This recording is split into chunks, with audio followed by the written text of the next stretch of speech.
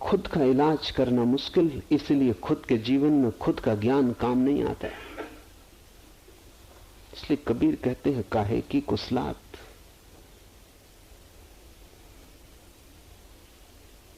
हाथ दिया था और कुएं में गिर पड़े। दिया दूसरों के लिए था, अपने लिया जिसके पास दिया है वो तो बुद्ध हो जाता है। अपने लिए जिसके पास ज्ञान है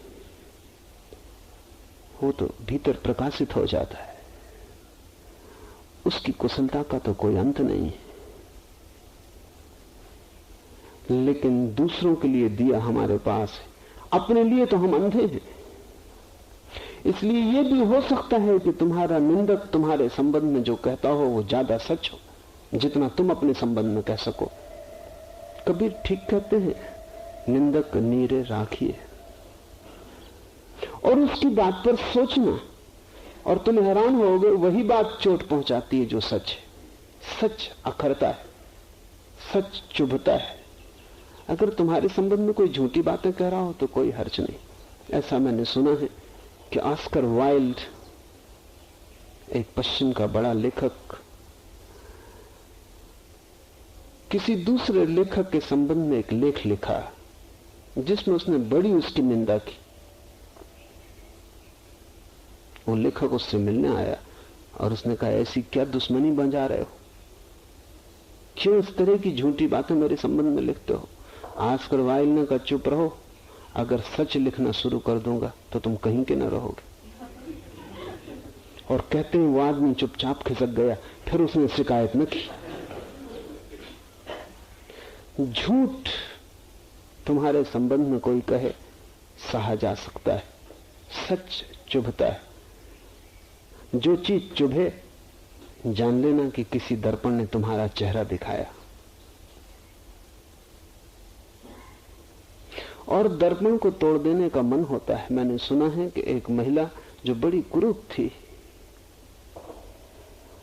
वो दर्पणों की दुश्मन थी। जहां भी दर्पण देखती फौरन तोड़ देती। उसको यही मैनिया, पागलपन था। उसको मनुष्यविद के पास लाया गया कि इसका इलाज करो। उस स्त्री ने कहा कि मैं कुछ भी हो जाए दर्पण को बर्दाश्त नहीं कर सकती, क्योंकि दर्पणों के कारण मैं कुरूप हो जाती। दर्पणों के कारण मैं कुरूप हो जाती।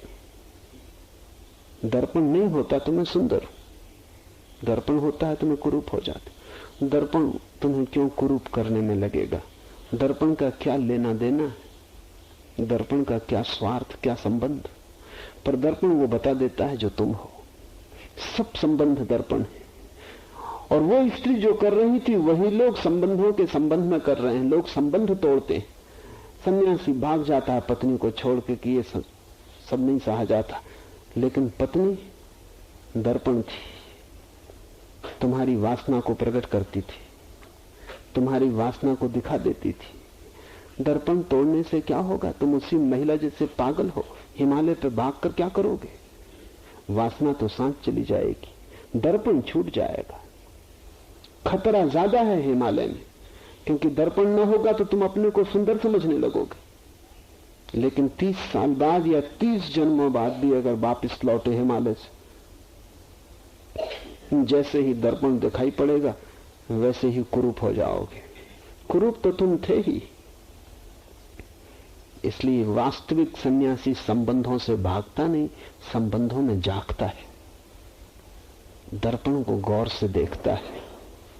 और वास्तविक सन्यासी अपने संबंधियों को धन्यवाद देगा कि तुमने मुझे दिखाया, जगाया, चेताया कि मैं क्या हूं।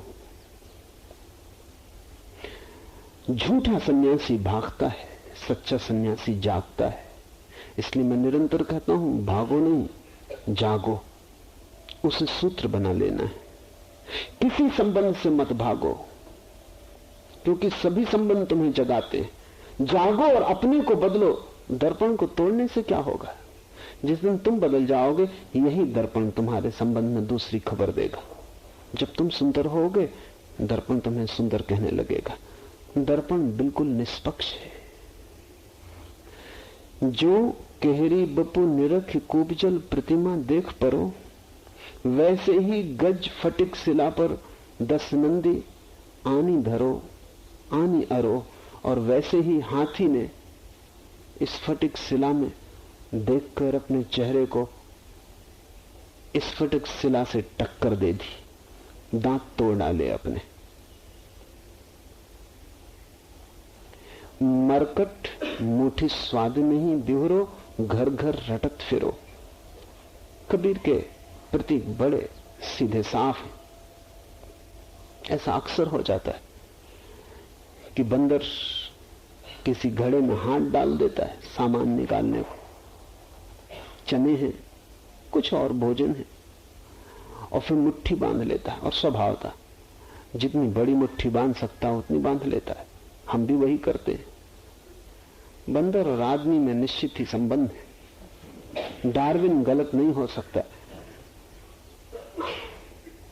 क्योंकि जब मुट्ठी का भरने का मौका मिला हो तो छोटी कौन बनाएगा, उसको हम ना समझ कहेंगे। बुद्धिमान बंदर, छोटा बच्चा बंदर का शायद थोड़ा बहुत निकाल ले बाहर, ना समझ है, अनुभवी नहीं है। लेकिन अनुभवी बंदर तो जितनी बड़ी मुट्ठी भर सकेगा उतनी भरेगा। अब मुट्ठी हो जाती है बड़ी और बर्तन के मुंह से हाथ बाहर नहीं निकलता, तो बंदर बर्तन को लटकाए हुए कष्ट भोगता है, भागता है, द्वार द्वार, घर घर छलांग लगाता है, लेकिन मुट्ठी नहीं खोलता। चिल्लाता है, चीखता है, निश्चित ही कष्ट में पड़ा है। और शायद सोचता होगा कि इस बर्तन में कोई तरकीब है जिसकी वजह से मैं फंस गया, लेकिन मुट्ठी नहीं खोलता। वही तुम्हारी दशा है। बड़ी मुट्ठी बांध ली, मुट्ठी नहीं खोलते, और द्वार द्वार सिर पटकते फिरते। शांति चाहिए, आनंद चाहिए, जीवन चाहिए, और एक घड़े में फंसे, उसकी वजह से बड़ी मुसीबत है। बंदरों को पकड़ने वाले बंदरों की इस नासमझी का फायदा उठाते, वो घड़े को गाड़ देते हैं जमीन में, तो बंदर भाग भी नहीं सकता, मुट्ठी खोल भी नहीं सकता। तुम नहीं खोलते तो बंदर कैसे खोलेगा? कोई तुमसे कम समझदार है बंदर, कोशिश करता है कि बंधी मुट्ठी बाहर निकल आए। यही तो तुम भी कर रहे हो। मेरे पास लोग आते हैं, वो कहते हैं सब जैसा चल रहा है चलता रहे और मन शांत हो जाए, मुट्ठी बंधी रहे और मन शांत हो जाए, ऐसी कोई तरकीब बताएं। सब जैसा चलता है चलता रहे, इसमें कुछ अड़चन न पड़े और मन शांत हो जाए। मन अशांत है, क्योंकि वहीं घड़े में जहां मुट्ठी बांध ली वहीं कष्ट हो रहा है, वहीं पीड़ा है। एक धनपति मेरे पास आते, वो अक्सर कहते हैं कि छोड़ूंगा, एक दिन सब छोड़ूंगा, लेकिन तब तक तो कुछ विधि बताइए। एक दिन छोड़ूंगा, सब छोड़ूंगा, लेकिन तब तक अशांति तो मत भुगवाइए जिससे कि मैं उनको अशांति भुगवा रहा हूं। कोई विधि बताइए, तब तक तो मन शांत हो जाए। और मैंने उनसे कहा कि अगर तब तक कोई विधि होती शांत होने की, तो जब तुम अशांत हालत में नहीं छोड़ रहे हो तो शांत होकर तुम कैसे छोड़ोगे? फिर तो तुम कहोगे अब जरूरत ही ना रही। अगर बंदर मुट्ठी बांधे हुए घड़े के बाहर हाथ निकाल ले, मुट्ठी बांधे हुए घड़े की चिंता से मुक्त हो जाए, मुट्ठी बांधे हुए घड़ा निर्भर हो जाए, तो बंदर पागल है कि फिर मुट्ठी खोलेगा? इतने कष्ट में नहीं खोल रहा, तुम इतने दुख में हो और फिर तुम नहीं खोल रहे मुट्ठी, तो तुम सुख में हो कि मुट्ठी खोलोगे? छोड़ा। तुमने कभी सुना है कि किसी ने सुख के कारण संसार छोड़ दिया? दुख के कारण लोग नहीं छोड़ते, दुख रहते हुए नहीं छोड़ते, महा दुख पड़ता रहे तो नहीं छोड़ते, तो सुख के कारण कोई संसार छोड़ेगा? फिर तो असंभव है। अभी असंभव दिखता है तो फिर तो कैसे संभव होगा? वो कहते हैं कि आप जो भी कहते हैं ठीक कहते, अभी तो सुविधा छोड़ने की नहीं है। क्या ऐसे ही तड़फता रहूं? क्योंकि वो रात सो नहीं सकते। उनके घर में मेहमान होता था तो रात मुझे भी नहीं सोने देते थे। वो बैठे मैं संकोच बस उनसे बात करता रहूं। आखिर उनकी पत्नी ने मुझसे कहा कि ऐसे न चलेगा, ऐसी पहले मैंने भी भूल की थी इनके साथ, आप तो सो जाओ। ये तो इनको रात भर नींद आती नहीं, क्योंकि आंकड़े धन के इतने बड़े। एक बार उनके घर मेहमान हुआ तो बहुत उदास थे। एयरपोर्ट से मुझे लेके गए तो रास्ते में उन्होंने कहा इस बार बहुत नुकसान हुआ है, 5 लाख का नुकसान लगा अभी 5-7 दिन के भीतर। सटोरिये हैं। उनकी पत्नी भी साथ थी। मैं दोनों के बीच में बैठा था। पत्नी ने मेरा हाथ दबाया, उसने कहा बात न मत पड़ना। घर जाके मैंने पूछा कि मामला क्या। उनकी पत्नी ने कहा कि नुकसान बिल्कुल नहीं हुआ है, 5 लाख का लाभ हुआ लेकिन 10 का होना था। तो जमाने भर में कहते फिर रहे हैं कि 5 लाख का नुकसान हो गया। अब ये जो बंदर की मुट्ठी है, अब ये शांति चाहते हैं। लाभ कल्पना का जो था वो कल्पना पूरी नहीं हुई, उसको नुकसान कह रहे हैं। तुम भी जिंदगी के अंत में जब मरने के करीब पहुंचोगे तो तुम उस सबको भी अपनी हानि में गिनोगे जो तुम सोचते थे होना चाहिए और नहीं हुआ। जो मिलना था तुम्हें, जिसकी तुम्हारी योग्यता और पात्रता थी, जिसके लिए तुम बिल्कुल जन्म से अधिकार लेके आए थे, वो तुम्हें नहीं मिल पाया।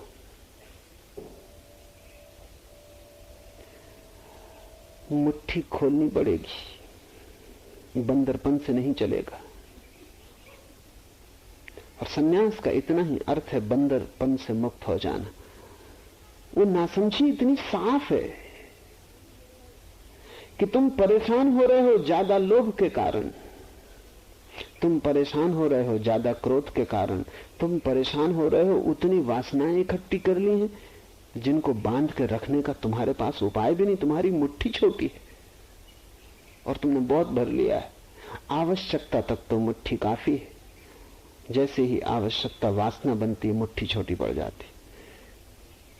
फिर जितनी बड़ी तुम मुट्ठी बनाते जाते हो, संसार के घड़े में उतने ही फंसते जाते हो। कहते हैं कबीर मरकटी मुट्ठी स्वाद नहीं बिहरो, घर घर रटत फिरो। और फिर घर घर चिल्लाता फिरा, रोता फिरा, मगर मटके को लटकाए रहा।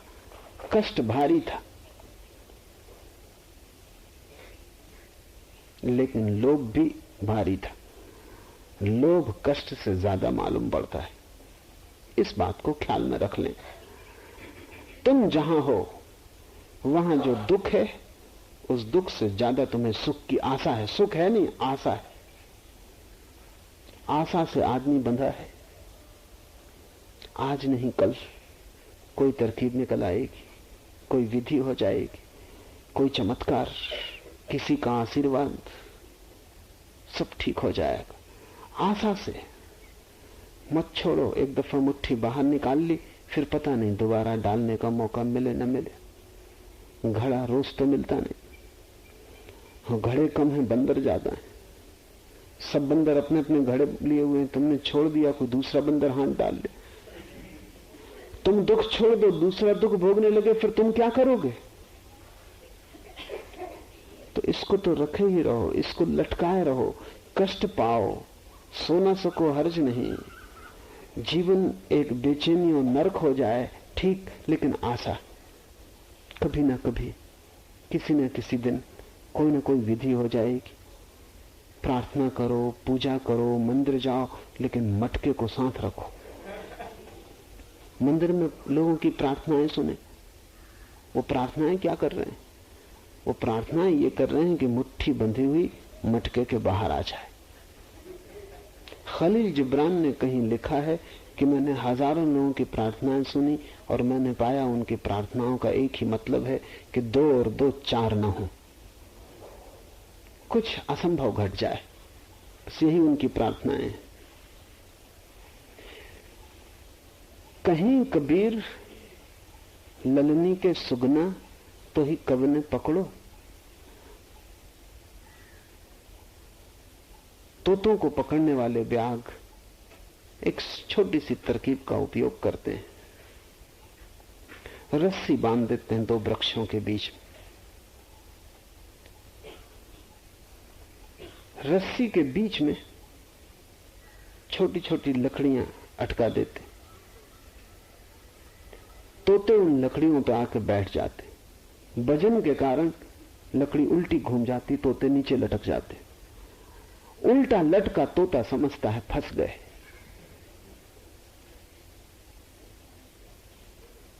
डरता है कि अगर छोड़े हाथ तो नीचे गिरेंगे और मरेंगे। कोशिश करता है कि किसी तरह सीधा होकर बैठ जाए। वो रस्सी है पतली, उस पर सीधा होकर वो बैठ नहीं सकता, उसका वजन ज्यादा है, वो नीचे गिरेगा। वो जितना तड़फेगा उतना ही फंसेगा। और इस घबराहट में ये भूल ही जाता है कि मेरे पास पंख है, मैं उड़ सकता हूं, गिरने का कोई सवाल ही नहीं है। लेकिन शीर्षासन की वजह से फंस जाता है। शीर्षासन से सावधान रहना।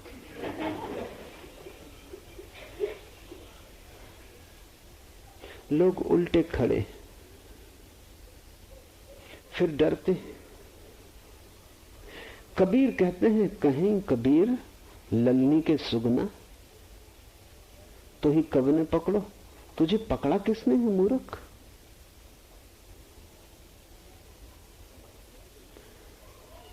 तू छोड़ दे, तू ही पकड़े है इस रस्सी को।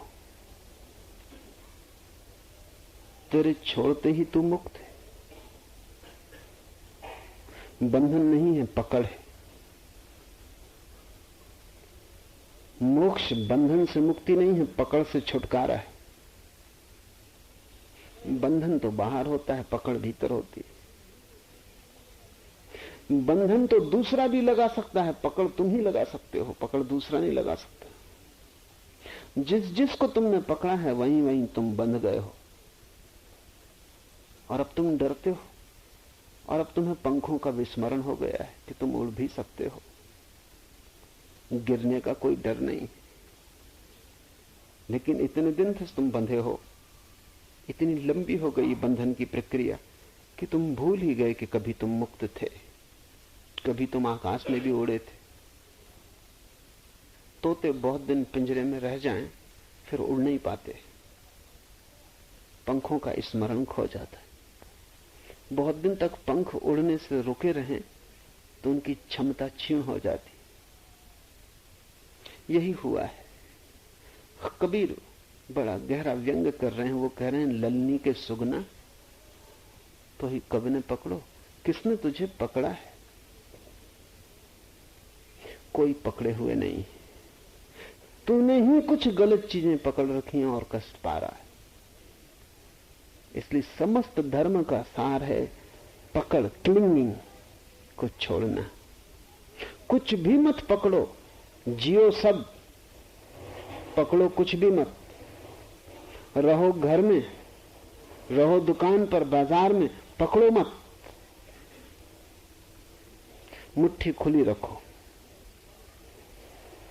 जियो सारे संसार को। वो जीने के लिए है। उसके जीने से प्रौढ़ता मिलेगी, उसके जीने से समझ बढ़ेगी, अनुभव बुद्धिमत्ता को लाएगा। जियो पर जाग कर जियो, पकड़ो मत। मुक्त रहकर जियो, विचरो संसार से। एक भी अनुभव ऐसा नहीं कि उसे तुम छोड़ो। सभी अनुभव कर लेने जैसे हैं, क्योंकि उनको करने से ही तुम्हारे भीतर जो छिपी हुई संभावना है बोध की, वो जगेगी। सभी अनुभव बुरे भले गुजर जाने जैसे, पर जाग कर गुजरना, ताकि कोई अनुभव कारागृह न बन जाए और तुम किसी अनुभव में बंद न हो जाओ। अभी ऐसा ही हुआ है। एक बार तुम जो अनुभव कर लेते हो तुम उसमें बंध जाते हो, फिर तुम बार बार उसी को करना चाहते हो। क्लिंगिंग पैदा हो गई, पकड़ पैदा हो गई। जो भी अनुभव तुम्हें सुख देता है जरा सी भी झलक देता है तो मुट्ठी बांध लेते हो। तुम इतना अविश्वास किए हो जीवन पर, तुम्हें यह पता ही नहीं कि जिस जीवन से यह अनुभव मिला उस जीवन से और बड़े अनुभव भी मिलेंगे। बंधने की जल्दी क्या है? जो जीवन यहां लाया वो जीवन और विराट किनारों पर भी ले जाएगा। यहीं घर बना लेने की जल्दी क्या है? तुम रास्ते पर पहला कदम नहीं रखते कि वहीं पड़ाव बना लेते हो। रुको, ठहरो। रात का विश्राम बुरा नहीं है, लेकिन सुबह होते चल पड़ो।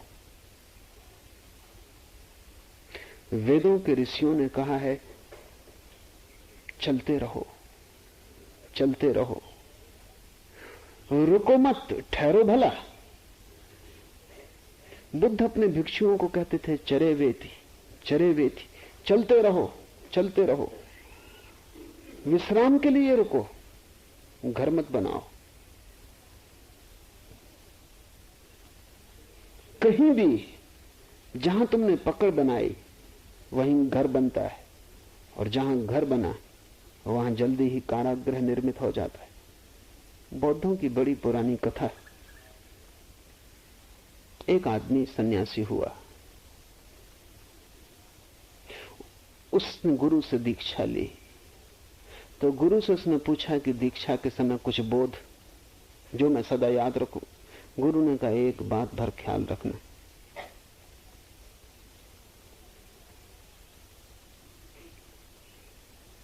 बिल्ली कभी मत पालना। थोड़ा हैरान हुआ कि आदमी पागल मालूम होता है। हम ज्ञान की खोज में निकले, मोक्ष, निर्वाण, ईश्वर, और इस आदमी से दीक्षा ले फंसे, और ये क्या उपदेश दे रहा है कि बिल्ली कभी मत पालना। फिर गुरु तो मर गया, और जो उसने कहा था, चूंकि इसने कभी उसको समझा ही नहीं, और इसने समझा कि व्यर्थ की बकवास कर रहा है, दिमाग खराब हो गया, सठिया गया, 60 के ऊपर था।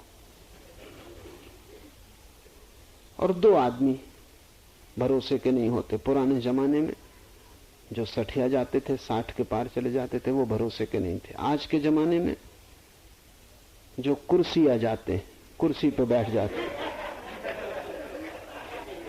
वो सठिया गए। अब उनकी बात का कोई मतलब नहीं।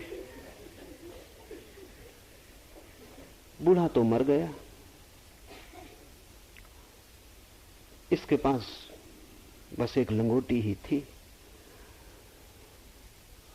उसको टांगता था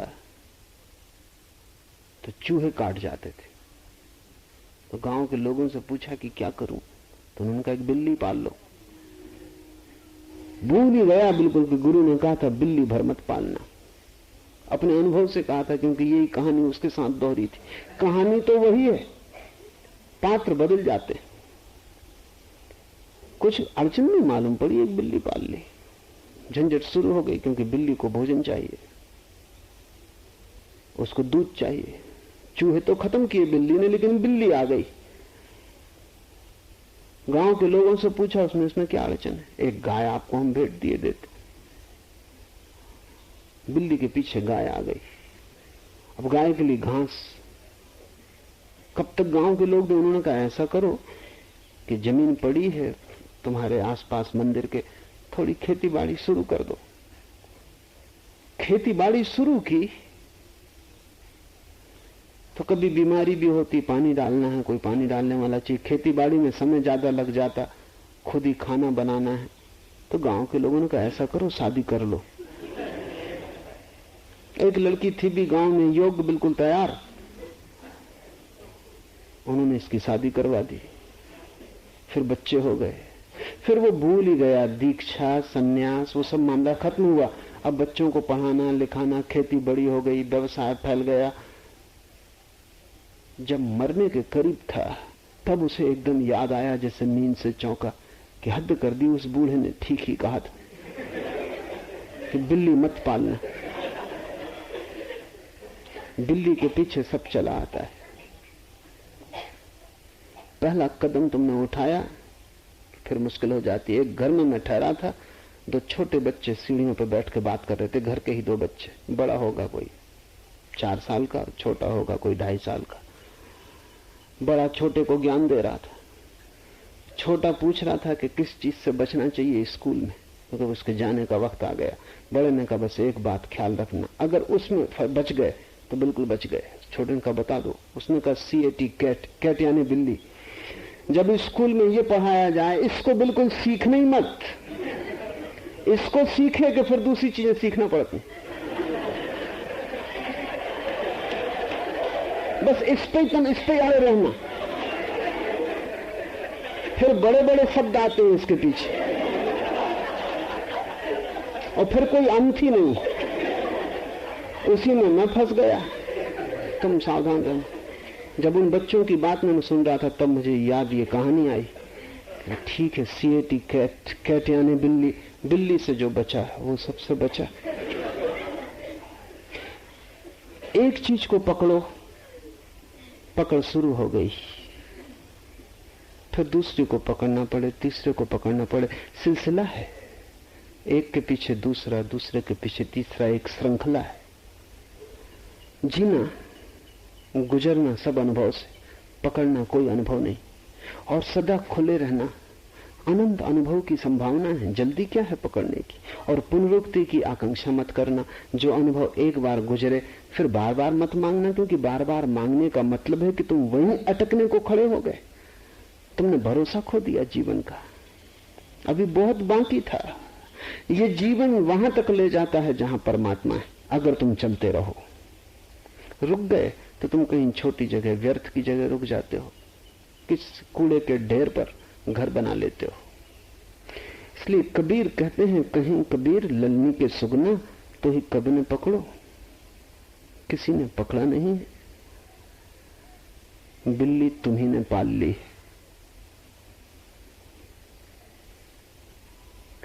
तुम ही चाहो तो छूट सकते हो। छूटने के लिए सिर्फ छूटने की चाह है, और क्या है पकड़, उसको समझने का प्रयास चाहिए। अभीप्सा कि मैं मुक्त होना चाहता हूं, और इस अभीप्सा के पीछे स्वभावतः समझ विकसित होनी शुरू होने लगती है कि मैं बंधा क्यों हूं। सिद्धों ने कहा है तुम बंधे नहीं हो, तुमने अपने को बांध रखा है। अगर तुम मुक्त हो जाना चाहते हो, इसी क्षण मुक्त हो सकते हो। एक क्षण भी गंवाने की कोई जरूरत नहीं। समझ की प्रगाढ़ता, त्वरा, तीव्रता एक लपट की तरह सभी अतीत को राख कर सकती। इसी क्षण तुम मुक्त हो सकते हो। आज इतना ही।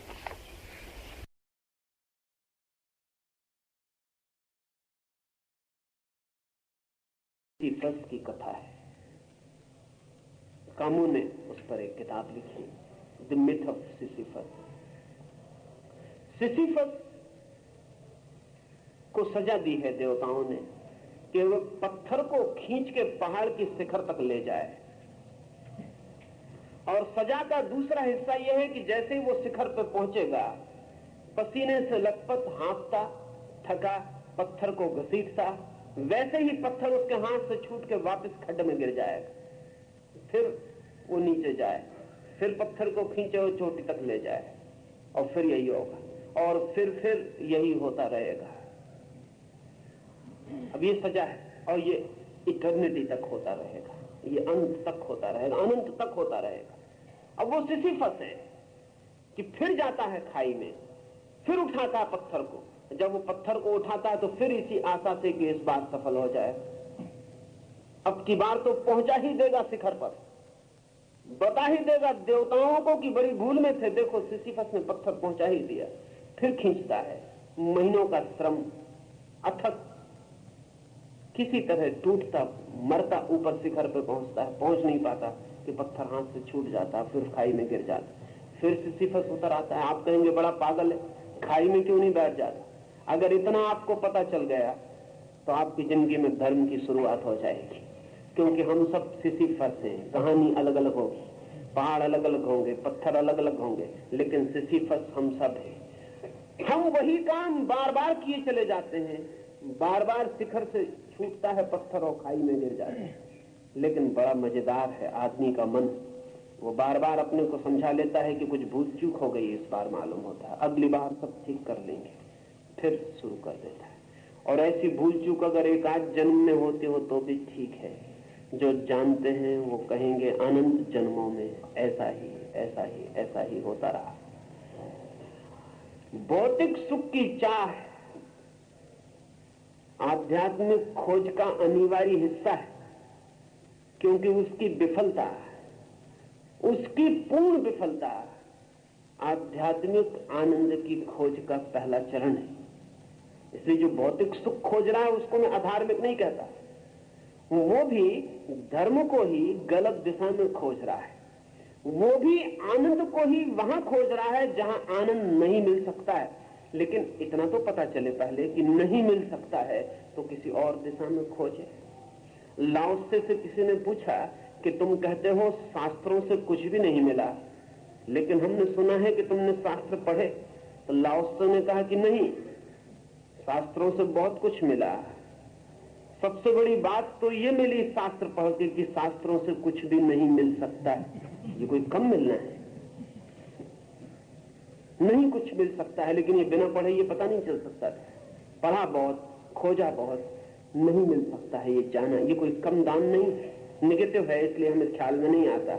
लेकिन एक बार ये ख्याल में आ जाए कि शब्द से शास्त्र से नहीं मिल सकता है तो शायद हम अस्तित्व में, जीवन में खोजने निकले। सुख में नहीं मिल सकता है सुख, तो फिर शायद हम शांति में खोजने निकले। बाहर नहीं मिल सकता है सुख तो शायद हम भीतर खोजने निकले। पदार्थ में नहीं मिल सकता है सुख तो शायद हम परमात्मा में खोजने निकले।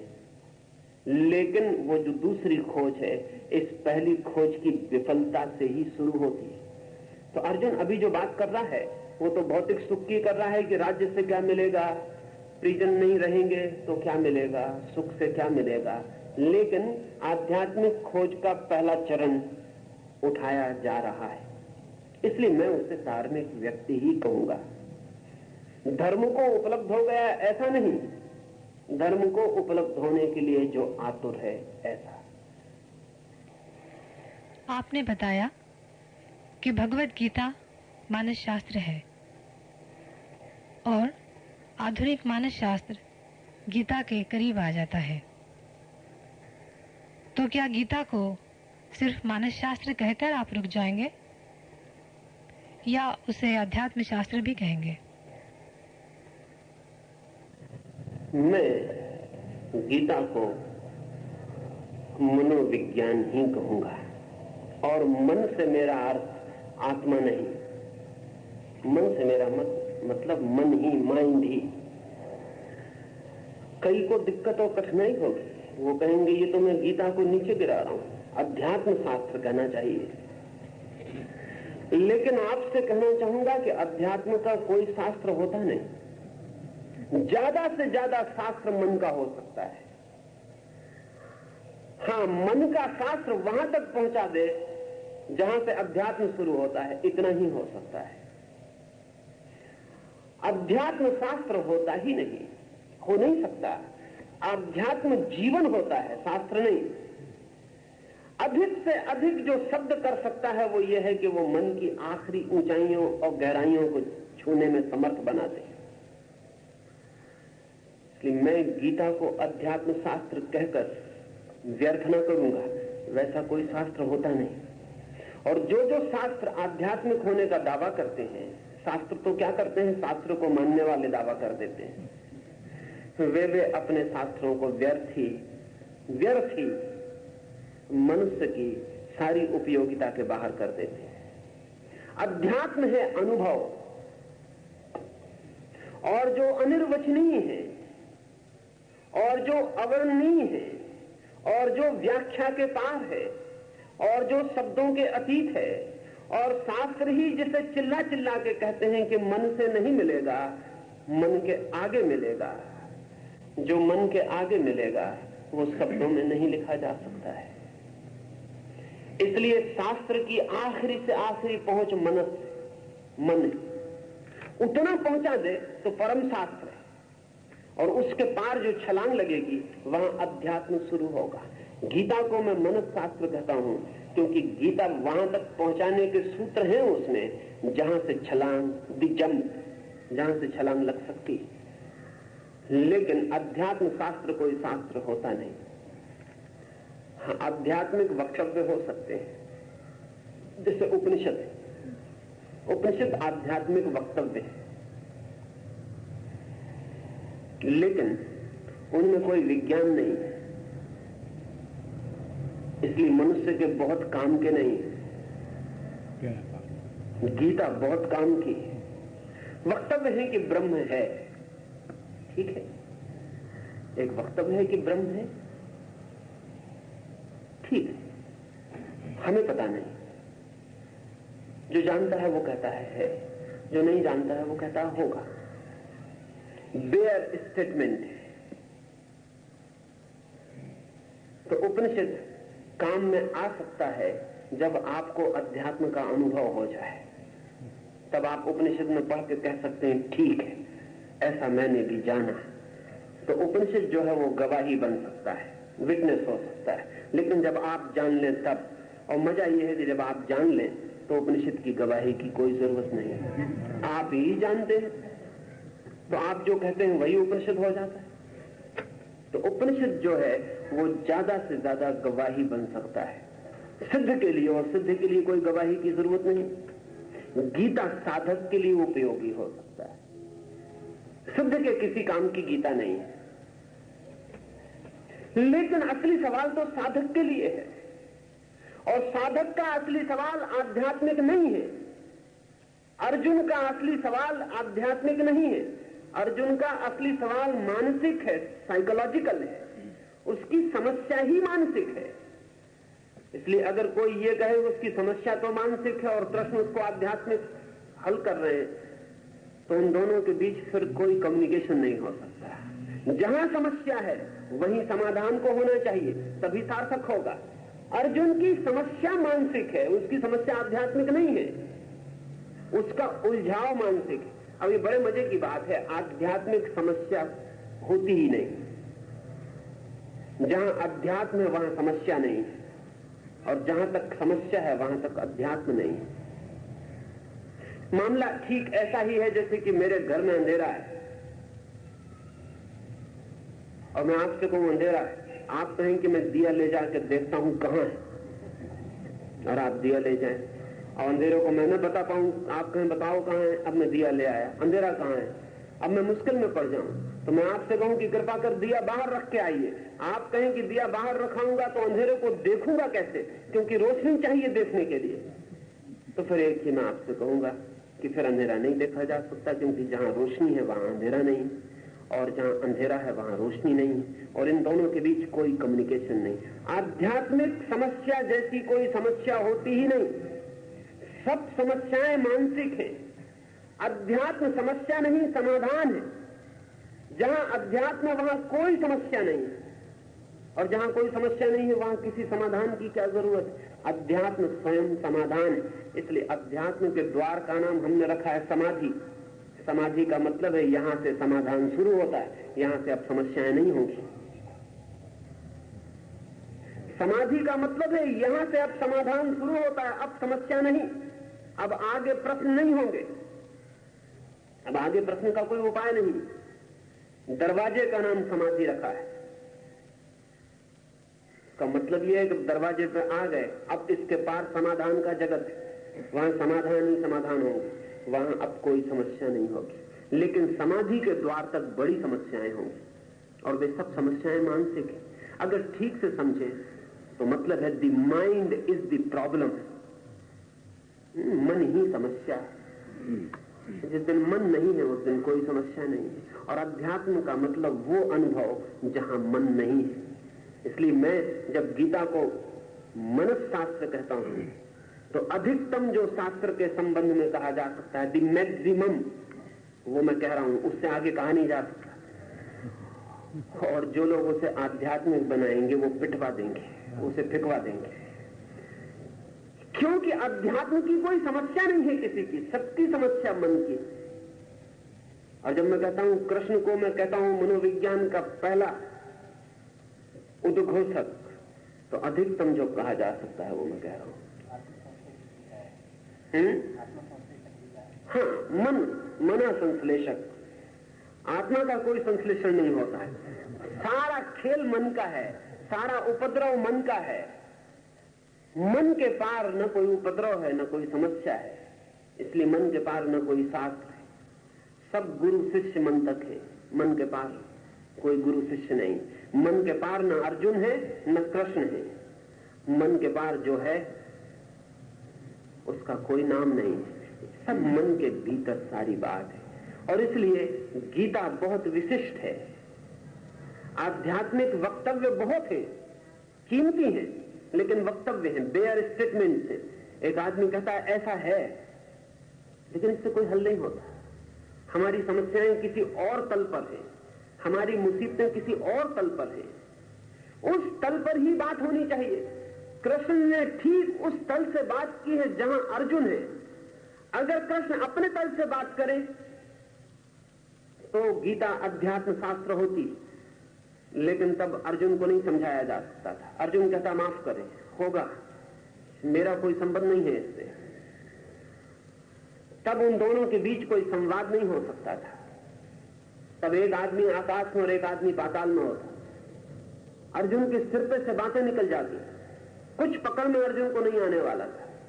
लेकिन कृष्ण ठीक अर्जुन जहां है वहां से उसका हाथ पकड़ते हैं और वहीं से सारी समस्याओं को सुलझाना शुरू करते हैं।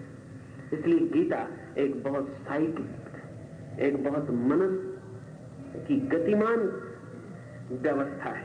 एक एक कदम अर्जुन ऊपर उठता है तो गीता ऊपर उठती, अर्जुन नीचे गिरता है तो गीता नीचे गिरती, अर्जुन जमीन पर गिर जाता है तो कृष्ण नीचे झुकते, अर्जुन खड़ा हो जाता है तो कृष्ण खड़े हो जाते।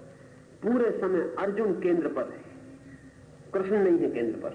उपनिषद का ऋषि केंद्र पर है, वो अपने वक्तव्य दे रहा, वो कह रहा है जो मैंने जाना वो मैं कहता हूं, उसका आपसे कोई संबंध नहीं। इसलिए मैं गीता को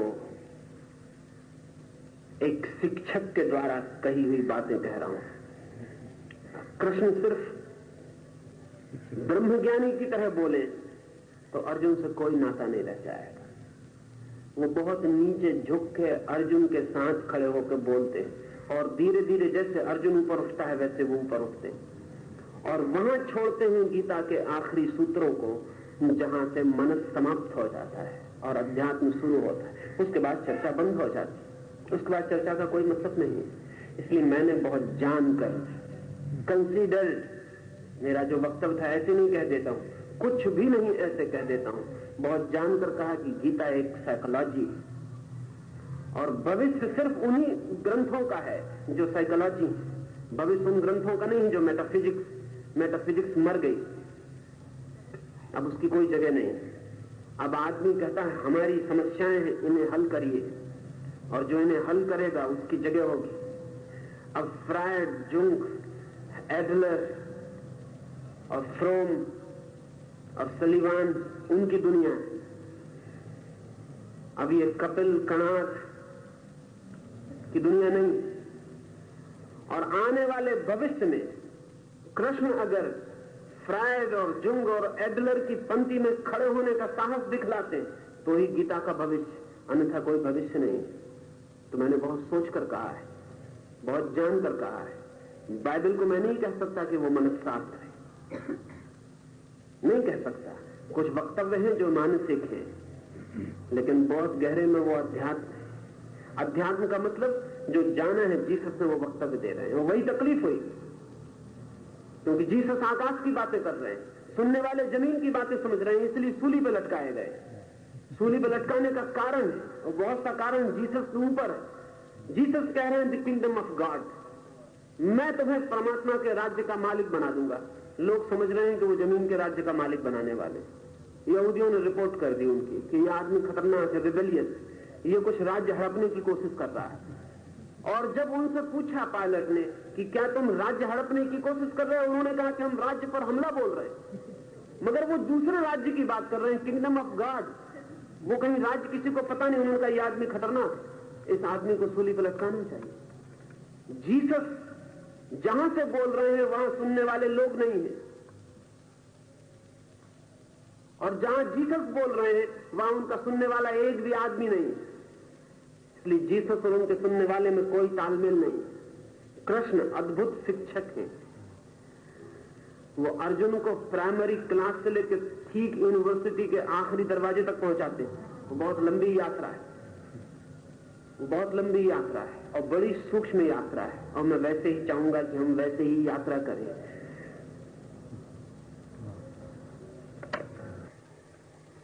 आपका इशारा तो अध्यात्म की ओर है, और फिर भी आप गीता को मनुष्य शास्त्र ही कह रहे हैं। क्या आप इसे और स्पष्ट करने की कृपा करेंगे?